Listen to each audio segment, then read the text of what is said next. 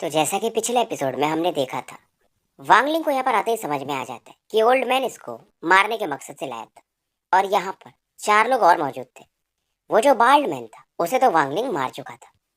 अब आगे वांगलिंग यहाँ पर ओल्ड मैन को टाइम भी नहीं देता है, जी रियल को एक्टिवेट करता है, इसकी बॉडी को डिस्ट्रॉय कर देता है और इसके नासेंट सोल को भी यहाँ पर ट्रैप कर देता है और वांगलिंग इसे डिवोर कर जाता है। अब ये चार जो बचे लोग थे ये भी घबरा जाते हैं क्योंकि नासेंट सोल को डायरेक्टली डिवोर करना ऐसा डेमन भी नहीं कर सकते, इनका ये मानना था। और ये चारों लोग अलग अलग डायरेक्शंस में भागने लगते हैं पर वांगलिंग वहां से मूव भी नहीं करता है, जीएलएम को एक्टिवेट फिर से करता है और चारों को मार भी देता है। अब क्योंकि वांगलिंग का जो नासेंट सोल था वो स्टेबल नहीं था, लेकिन इन पांचों के नासेंट सोल को एब्जॉर्ब करके ये अपनी नासेंट एनर्जी को मेंटेन कर लेता है और इसका कल्टीवेशन थोड़ा बढ़ भी जाता है और इसे वो मैप भी यहाँ पर मिल जाता है। इस दौरान इसे एक स्वॉर्ड शीथ मिलता है। स्वॉर्ड शीथ मतलब जिसमें स्वॉर्ड को रखा जाता है, पर इसमें से एंशिएंट ऑरा निकल रहा था जैसा कि वांगलिंग के पास एक पहले हुआ करता था। दिखने में हूबहू उसके जैसा था पर ये वही नहीं था। और वांगलिंग जब इस स्वॉर्ड शीथ में कोई वेपन रखने को देखता है, स्वॉर्ड वगैरह, तो एक अलग किलिंग इंटेंट था इस शीथ में। तो वांगलिंग फिलहाल इसे बैग में रख लेता है, यानी स्वॉर्ड शीथ के अंदर एक ट्रिमेंडस किलिंग इंटेंट था और पहले वाले स्वॉर्ड शीथ से ये ज्यादा पावरफुल था। अब इधर हाउफैन कंट्री को दिखाया जाता है जहाँ पर वोल्केनो थे और ये वोल्केनोस यानी कि ज्वालामुखी अब ये शांत अवस्था में थे, जैसे पहले इसमें से आगे निकलते रहती थी। अंदर में कमरे बना दिए गए थे जहाँ पर लोग कल्टीवेट करते थे और ये लोग कोई और नहीं, हाउफैन कंट्री के सर्वाइवर थे। हाउफैन कंट्री वही है जहाँ पर ये वोल्केनोस है और ये सब वांगलिंग की वजह से हुआ था। और ली मुआन यही की रहने वाली है जिसको यहाँ से जाना पड़ा था क्योंकि जुआनवो कंट्री वालों ने इस पर अटैक कर दिया था। अब इसी वोल्केनो के नीचे में बैटल गॉड जो टेम्पल था, इसका पूरा एक बिल्डिंग था। जुआनवो कंट्री में पहले बैटल गॉड का शायद ये घर हुआ करता था, पर नासेंट सोल कल्टीवेटर्स ने इसे यहाँ पर मूव कर दिया था उन बीस्ट वगैरह की वजह से। और यहाँ पर बैटल गॉड टेम्पल से एक बंदा बाहर निकलता है जो दिखने में काफी हैंडसम था, पर इसके चेहरे पर मानो एक एविल हो रहा हो। और ये निकलने के बाद बोलता है 3000 साल की हीलिंग, अब जाकर के मैं 30% रिकवर हुआ हूँ और लगभग लगभग सोल ट्रांसफॉर्मेशन। हालांकि ये काफी नहीं है, पर स्टार डिस्क की मदद से मैं इस प्लेनेट से बाहर जा सकता हूँ तो मेरी रिकवरी और बढ़ जाएगी। मुझे मेरे होम प्लेनेट पर लौटना पड़ेगा। ये बंदा ये सात चीजें सोच रहा था। अब ये अपने कमर पर देखता है तो इसका बैग शायद नहीं था। अब ये क्रिस्टल स्क्रीन में पुरानी चीजों को क्या हुआ था यहाँ पर उन्हें देखता है। ऐसे दिखता है एक लड़का वांगलिंग जो कि इसके रूम में आया था और इसका जो बैग ऑफ होल्डिंग था उसे लेकर निकल गया था। अब इस दौरान अपना डिवाइन सेंस से किसका बैग कहाँ पर है उससे फील कर लेता है और यहाँ से निकल जाता है और सीधा सी ऑफ डेविल्स में प्रकट होता है और बोलता है घोस्ट सोल सर्चिंग टेक्निक। अब इसकी बॉडी से ग्रीन लाइट बाहर निकलती है और इसके में ही बदल जाती है बहुत सारे और अलग अलग डायरेक्शन में वांगलिंग को सर्च करने लगती है। वहीं दूसरी तरफ अपना वांगलिंग, इसके पास वो मैप था तो ये काफी तेजी से उस मॉस्क्विटो पर बैठकर जाओ कंट्री के लिए बढ़ रहा था। ये सोच रहा था काश मैं अपनी स्पीड बढ़ा सकता, कितना जल्दी जाओ कंट्री पहुंच पाता। और सच्चाई ये थी कि अगर वांगलिंग ऐसे उड़ के जाता रहे, चाहे इसकी स्पीड कितनी भी तेज हो, इसे कई साल लग जाएंगे जाओ कंट्री पहुंचने में क्योंकि वो काफी दूर था। तो वांगलिंग का इरादा ये था इसे एंशिएंट ट्रांसफर एरेज ढूंढने पड़ेंगे और वांगलिंग रूट ढूंढ चुका था। इसे 3 एंशिएंट ट्रांसफर एरेज को यूज करना था और ये जो पहला वाला ट्रांसफर एरे था जहाँ से ये शुरुआत करने वाला था, ये इनर सी के आउटर एरिया में है और 1 महीना लगातार ट्रैवल करने के बाद ये फाइनली वहाँ पे पहुंच जाता है। अब वांगलिंग यहाँ पर आगे बढ़ता है और इसे कुछ लाल पत्ते से दिखाई देते हैं, पर ये चीज ये देखकर हैरान था क्योंकि जो ट्रांसफर एरिया था वहां से घास फूस उग रहे थे, तो क्या पता ये डैमेज हो गया हो। अब वांगलिंग इन पत्तों को काटने लगता, यानी पेड़ जो छोटे छोटे उगे थे, पर जब इन्हें काट रहा था तो उस पत्तों में से रेड ब्लड बाहर निकल रहे थे और इन रेड लिक्विड की वजह से और यहाँ पर नीचे से पौधे उगने लगते हैं।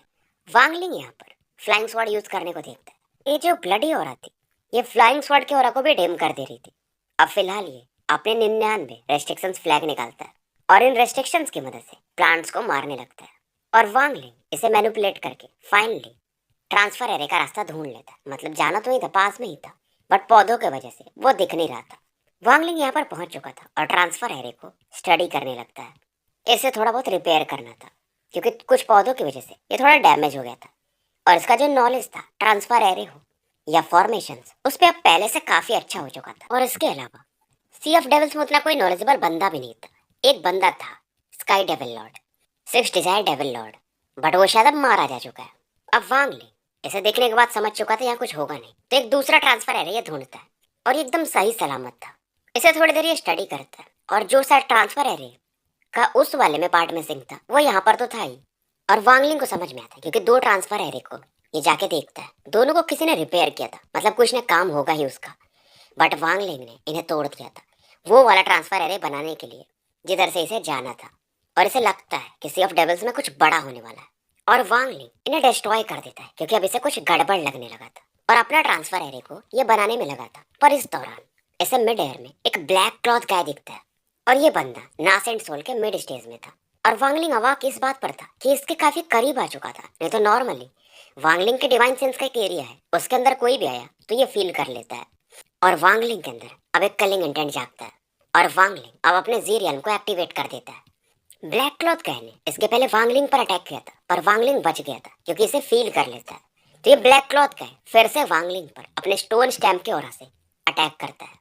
पर तभी ये देखता है कि उधर से एक रेड लाइटनिंग अटैक आ रहा है और ये यहाँ से भागने लगता है। ये फिर अपने मैजिकल ट्रेजर को छोड़ देता है और वांगलिंग इसे भागने नहीं देता है, जेरियल में से इसकी बॉडी को एक्सप्लोड कर देता है। पर ये बंदा जैसे इसके बॉडी में वांगलिंग का जीरियल में एंटर किया था ये अपनी बॉडी को खुद एक्सप्लोड करने लगा था, जिसकी वजह से यहाँ पर स्पेस होल क्रिएट हो गया था। वांगलिंग अपने डिवाइन सेंस से उस रिफ्ट को यानी स्पेस होल को फॉलो करता है और इसे ये समझ में आता है कि शायद ये बंदा जानता था कि इसके पास जीरियल का पावर है, यानी कुछ बड़ी बात है। फिलहाल वांगलिंग वापस लौट आता है और वो जो ट्रांसफर एरे था उसे रिपेयर करने में लग जाता है। 3 दिन जाते हैं और वांगलिंग एरे को फिक्स कर लेता है। अब वांगलिंग इसे एक्टिवेट करने के लिए एक हाई क्वालिटी का स्पिरिचुअल स्टोन अंदर डालता है पर ट्रांसफर एरे से कोई रिएक्शन नहीं आता है। अब ये जो स्टोन था उसे दूसरे स्टोन से रिप्लेस करता है पर कोई रिएक्शन नहीं आता। अब इसका मानो दिल बैठ जाता है। गाइस मैं आपको एक स्पॉइलर देता हूँ, तो जो परफेक्ट वर्ल्ड का हीरो है अपना शी हाओ, वो लास्ट में अपनी दुनिया से ही गायब हो जाएगा। हालांकि उसके बाद एक और नॉवेल है परफेक्ट वर्ल्ड, 3 नॉवेल में कनेक्टेड है। श्राउडिंग द हेवन शायद बहुत लोग देखते होंगे, उसके अलावा भी एक नॉवेल है। बट शी हाओ यार एंडिंग मेरे को अच्छा नहीं लगा। खैर आगे बढ़ते हैं। वहीं अपना ये वाला हीरो वांगलिंग एंडिंग में तो सबकी माँ बहन कर देगा। खैर आगे बढ़ते हैं सच में। अब वांगलिंग को गुस्सा आता है और ये अपनी बॉडी का स्पिरिचुअल पावर ट्रांसफर एरे में भेजने लगता है। पर वांगलिंग थोड़ा ज्यादा एम्बिशियस था। भाई ट्रांसफर एरे है, इसमें स्पिरिचुअल स्टोन लगता है जिसके अंदर भी स्पिरिचुअल पावर ही होता है। पर नास एंड सोल का स्पिरिचुअल पावर ट्रांसफर एरे को जगाने के लिए, एक्टिवेट करने के लिए काफी नहीं माना जाता। अब वांगलिंग पहले अपनी बॉडी को रिकवर करता है क्योंकि काम नहीं करता ये इसका स्पिरिचुअल पावर भी, और ये नॉर्थ ईस्ट में जाकर के ट्रांसफर एरे को चेक करता है। प्रॉब्लम इसे समझ में आ चुका था। अब ये दूसरे ट्रांसफर एरे को ढूंढता है जहाँ से कुछ पार्ट निकाल करके पीछे वाले एरिया में कनेक्ट करेगा क्योंकि वहीं पर प्रॉब्लम था। अब एक ट्रांसफर एरे पर ये पहुंचता है 4 दिनों के बाद और वहां से निकल ही रहा था उसके पार्ट्स को लेकर। पर तभी वो ट्रांसफर एरे मानो ऐसा चमकने सा लगता है, पर धीरे धीरे वो लाइट फेड हो जाती है। वांगलिंग को समझ में आता है कहीं दूर से, मतलब दूसरे वाले ट्रांसफर एरे से जो इससे कनेक्टेड होगा, कोई वहां से ट्रैवल करने वाला था या कर रहा होगा, बट यहाँ से कनेक्शन टूट चुका था। 8वें दिन ये उसी ट्रांसफर एरे पर पहुंच जाता है जिसे ये बना रहा था। अब इसे ये परफेक्ट कंडीशन में लाता है। वांगलिंग जहाँ से एक मटेरियल निकाल के शायद ले ही जा रहा था। इसे ग्रुप ऑफ मैन दिखते हैं और वांगलिंग के हिसाब से शायद ये लोग सी ऑफ डेविल्स पर अटैक करने के लिए आए थे और पक्का इनमें कोई ना कोई स्पिरिट सेवरिंग लेवल पे होगा ही। Basically 4 countries sea of devils पे अटैक कर रही थी और ट्रांसफर एरे से बहुत सारे लोगों को भेज रही थी। और इस समय सी ऑफ डेविल्स में 999 सिटीज थी। सभी जगह ब्लडी बैटल ग्राउंड बन चुका था और वांगलिंग इसका गेस कर ही रहा था।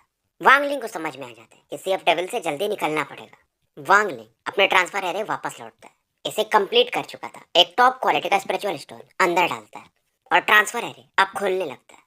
अब यहाँ पर जो रेड लिक्विड था जो कि इस एरिया को कवर करके था, जो कि वांगलिंग के रेस्ट्रिक्शन फ्लैग की वजह से पूरी तरह से फैला नहीं था, वांगलिंग अपने रेस्ट्रिक्शन फ्लैग को भी हटा देता है तो ये पौधे फिर से कवर होने लगते हैं। और वांगलिंग क्योंकि एरे में एंटर कर जाता है तो ये गायब सा होने लगता है। पर जैसे ही गायब हो रहा था ये अपने रेस्ट्रिक्शन फ्लैग को वापस खींच लेता है तो ये गायब तो हो जाता है, पर यहाँ पर ये पौधे फिर से एरे को डैमेज कर देते हैं। अब एक दिन बाद यहाँ पर एक बंदा पहुंचता है जहाँ पर वो एरे था और एवेलोरा के साथ इस एरे को देख रहा था जहाँ पर पौधे उगे हुए थे। ये वही बंदा था जो कि हाउफेन से आया था और इसी का सामान शायद वांगलिंग के पास है। और जो भी हो, पर इस बंदे का स्पीड काफी ज्यादा था कि बिना एंसेंट ट्रांसफर एरे के ये यहाँ पर इतना फास्ट पहुंचा था। और इसके पास एक टेक्निक था, इसका फैमिली सीक्रेट था, द घोस्ट सर्चिंग टेक्निक। इसी की वजह से इतना फास्ट ये यहाँ पर पहुंचा था। मतलब ये यहाँ पर 2 महीने में पहुंच गया था। नॉर्मल बंदे को साल भर लगते थे। अब ये बंदा देखता है और कहता है अपने मन में कि बहुत कम ही लोग होंगे इस प्लेनेट पे। भाई ये प्लेनेट की बात कर रहा है, बाप लेवल का बंदा ये भी। और कहता है कि मेरे बैग ऑफ होल्डिंग को, स्टोरेज बैग बोलना ज़्यादा सही होगा, बहुत कम ही लोग होंगे इस प्लेनेट पे जो खोल सकते हैं। मुझे अपने प्लेनेट पर जल्दी लौटना पड़ेगा, नहीं तो मेरा कल्टीवेशन और गिरेगा। तो जो प्लेनेट सुजाकू है अपना, इस पर 6 कॉन्टिनेंट है। जैसे अगर अपन अर्थ की बात करें तो Asia, Africa, north America, south America, Australia और अंटार्कटिका, कुछ वैसा समझ लो। और हर एक कॉन्टिनेंट में बहुत सारे कंट्रीज होते हैं। तो अब यहाँ पर बात चल रही है कॉन्ग कॉन्टिनेंट की।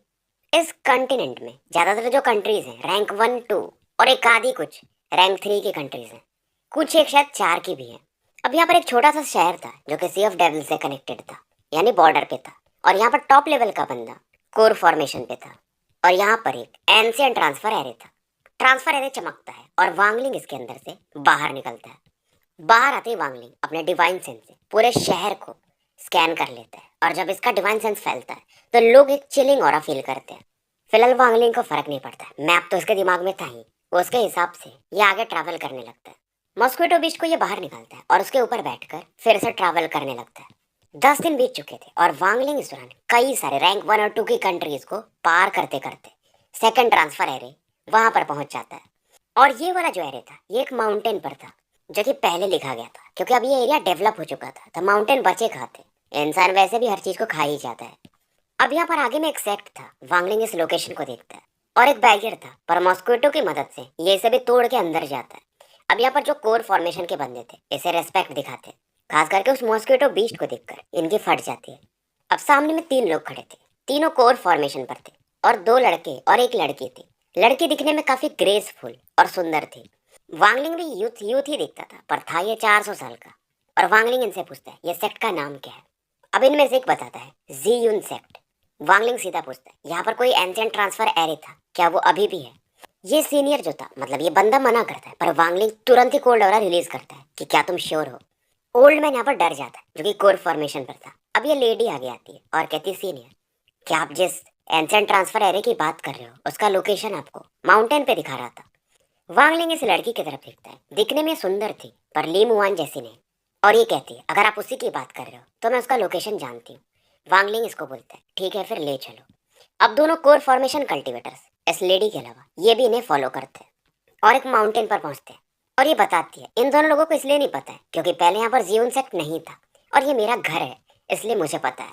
यहाँ पे एक सीक्रेट रास्ता है जो कि ट्रांसफर एरे तक ले जाता है और ये रास्ता अंडरग्राउंड से होकर जाता था।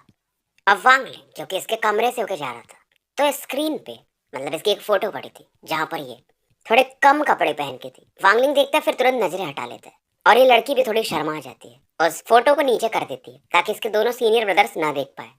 फाइनली ये लोग एंशिएंट ट्रांसफर एरे तक पहुंच जाते हैं।